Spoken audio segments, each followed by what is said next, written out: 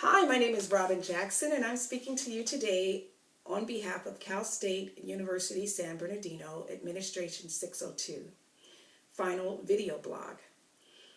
What I'll be discussing is effective writing skills in today's business world. We live in a very high-paced, over-communicated, abundance of communication thrown at us every day society. It's changing rapidly, and we need to change with it. Otherwise, you'll be left behind. So, with that said, I'll be discussing some key points to get you on board and stay abreast to the modern day change. When you're writing electronic messages such as emails, text messaging, social media, blogs, any sort of electronic messaging, you want to streamline it. Make it short, brief, and tight, and to the point, because we don't have time to read through all the fluff anymore. That was the old way of writing. So with that said, let's follow along at some key imperative points that I'll be going over. Keep in mind, it is a busy world. So as we open up our email to text messaging or whatever the case, we tend to just, as human beings, look at particular taglines that are catchy or interesting, and then we open it. And then if it's not real interesting, we don't even read through the whole message. So it's very important that you have a very strong subject line, a strong opening, and get to the point fast. Otherwise, the message doesn't get read thoroughly and all the way through.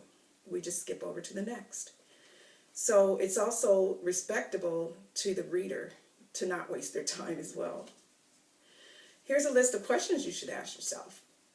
What are you trying to accomplish? What's your goals when you're writing?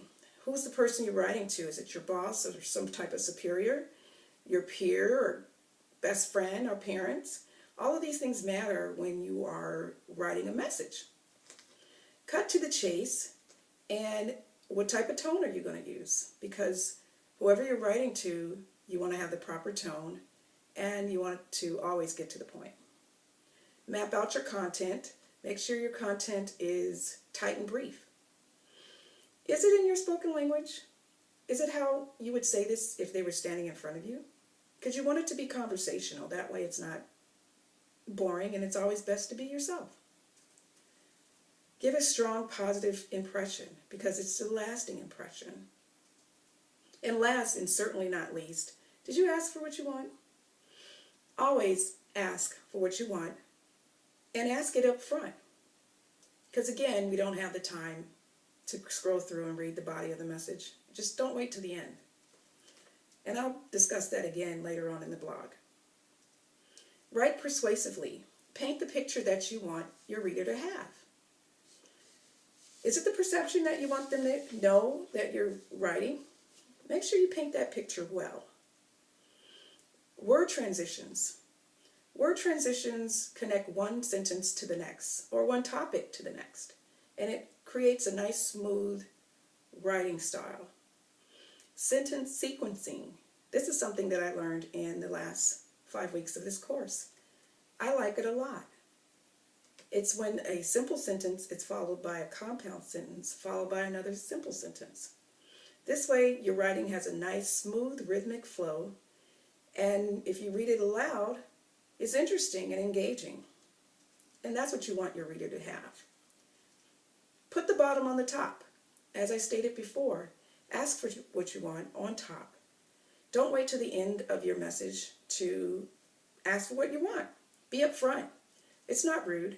It's actually respectable in today's changing culture. Remember, nothing is deleted in electronic communications. Once you press send or submit, it has an infinite possibility of being displayed and returning back to you, or returning on somebody's desk that you probably don't want it to go on. So it's like giving birth to another human being. It has a life of its own. In fact, it lives longer than the human being. So self-edit, watch your tone, be brief and tight, stay positive, and you should be fine. Because, again, it's forever once you press send or submit. And thank you for your time.